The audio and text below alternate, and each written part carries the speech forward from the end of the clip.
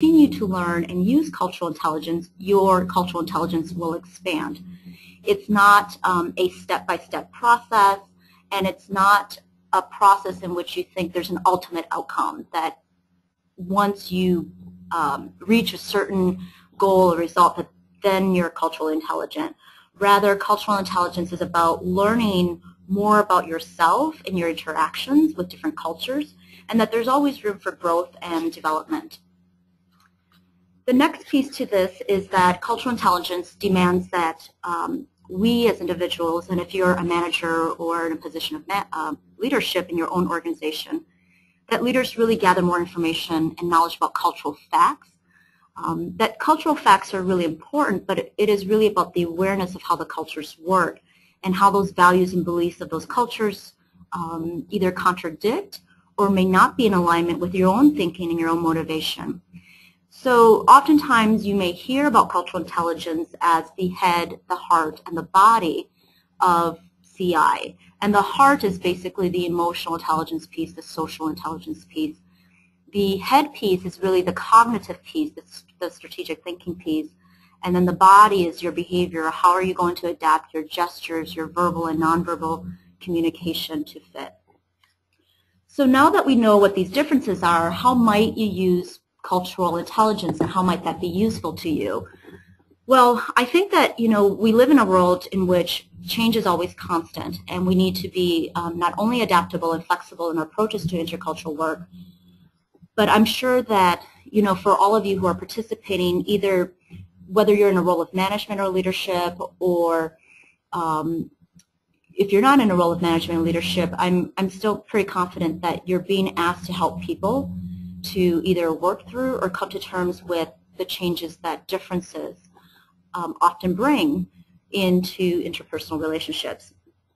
And the research around change management demonstrates that organizations and people that tend to expect change thrive more. And, when you're doing work around cultural intelligence, it's always about change work and systems work. So cultural intelligence can be useful to our work because it's about changing and adapting your own mindset, as well as aligning your emotions, your thoughts, and your actions.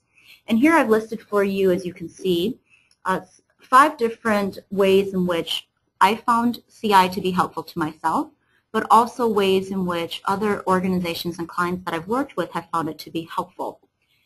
So to be culturally intelligent means to be adaptable, and of course the opposite is also true. If you want to be adaptable in intercultural work, you will need to be culturally intelligent.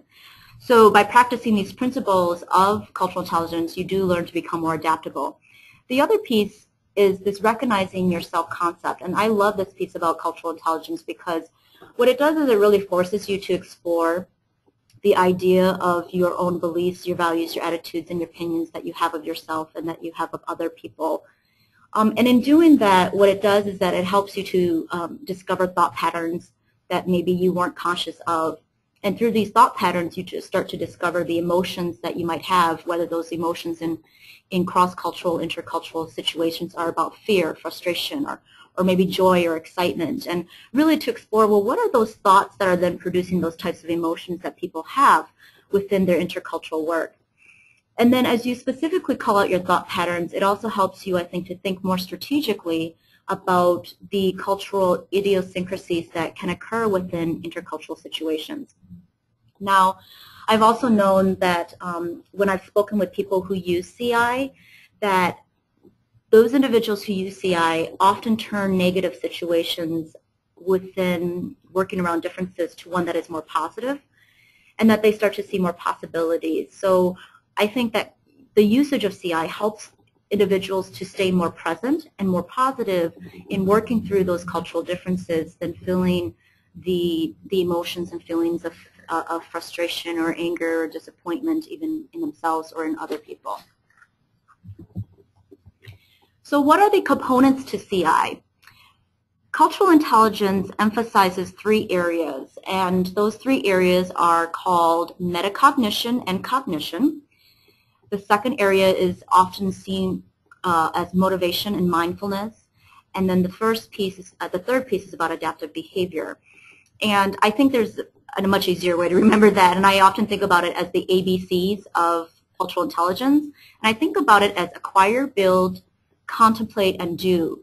So that acquire, build is seen as metacognition and cognition, which is basically representing your ability to think and learn and strategize.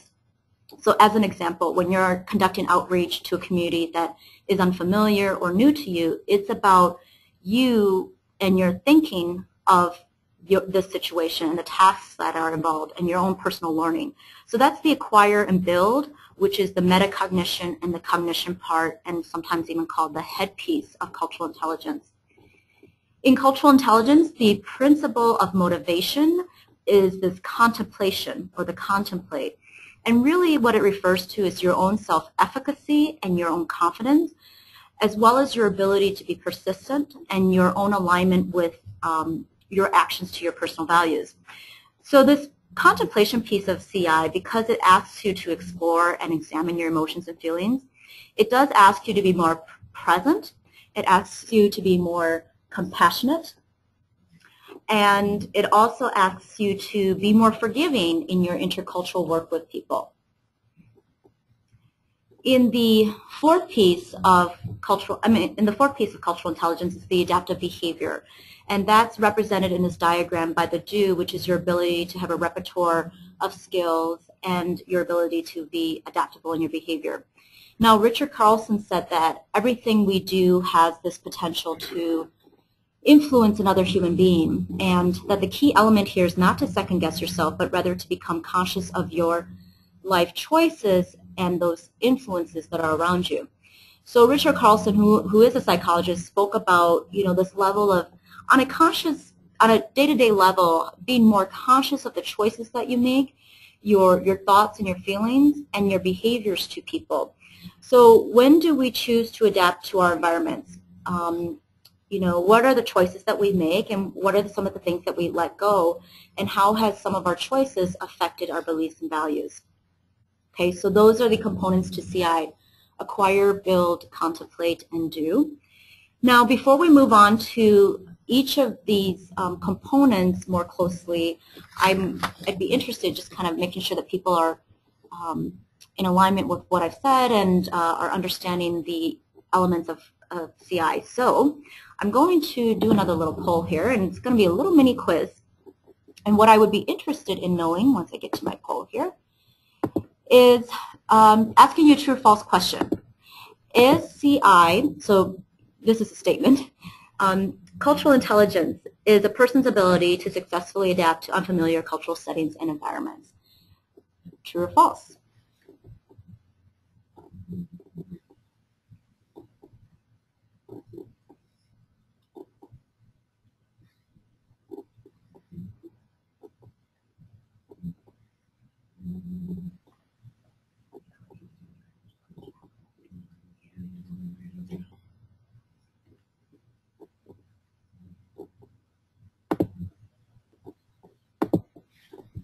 Okay, so it looks like 89% of you said true, that a person's ability to successfully adapt to unfamiliar cultural settings and environments is cultural intelligence. The other 11% said false.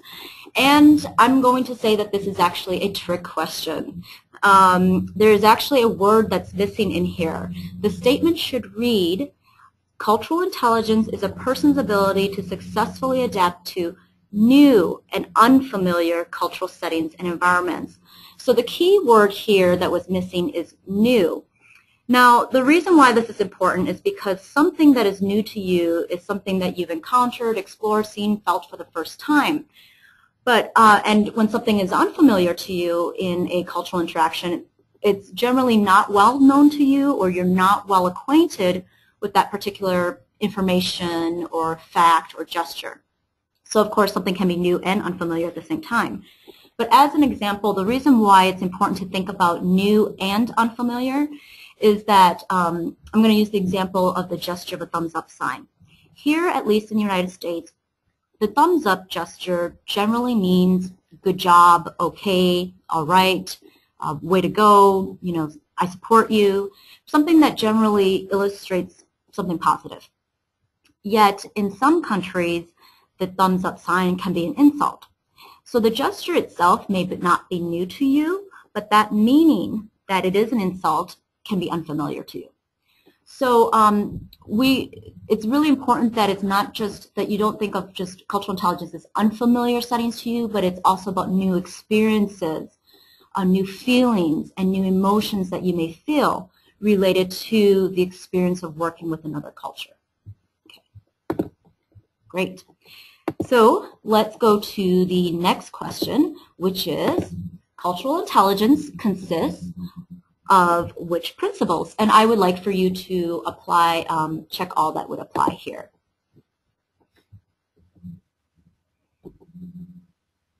Okay.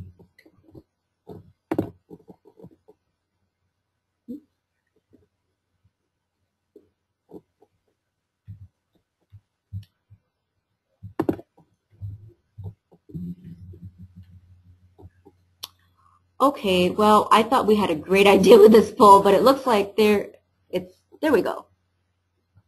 There we go. Computer's a little slow. Cultural intelligence consists of which principles? And if you get the chance, please do pick all that you think would apply to this.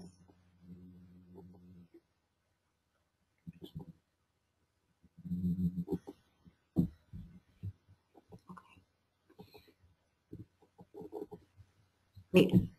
So cultural intelligence is actually all of these. It's cognition, it's metacognition, which is considered the head piece of cultural intelligence, but is also considered the acquire and build piece. Contemplation is also a piece of cultural intelligence, as well as adaptive behavior. So if you marked all of them, you thumbs up. Okay, so now let's go into the first and second principles of cultural intelligence, which is acquire and build, or otherwise known as the metacognition and the cognition piece of cultural intelligence.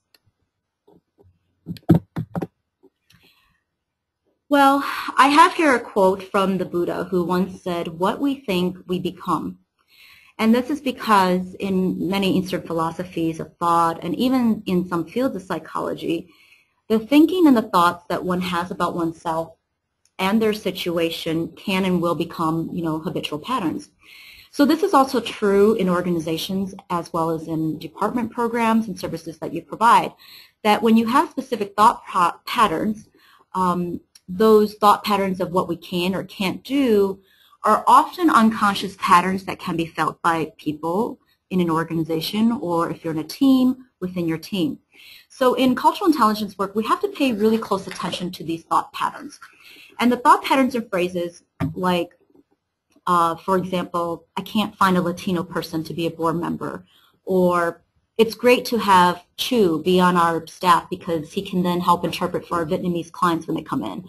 Or maybe another statement, which is another thought pattern of, we need to hire a cultural liaison because that's going to help us build relationships with these communities. So those thought patterns, although the intentions behind the statements are, innocent, and in many cases, these statements are maybe facts of your situation that, yeah, you really don't know a Latino person in the community, or you can't find a Latino person to join your board, or yes, that it is really great that Chu works there because he can interpret for our Vietnamese clients, and they actually feel much better and more comfortable coming here because of that. Or, yeah, that if we did hire a liaison, we could build better relationships with different communities. So, I agree with, that these are all facts of the situation, but what cultural intelligence says is that oftentimes people get stuck within these statements or these thought patterns, and that stuckness then becomes this belief system. So there's this quote, and I can't remember who actually said the quote, but it illustrates really this movement from, being stuck in your thought patterns to then showing it in your actions. And the quote goes something like this. It says, watch your thoughts for they become words. Watch your words for they become actions. Watch your actions for they become habits. Watch your habits before they become character.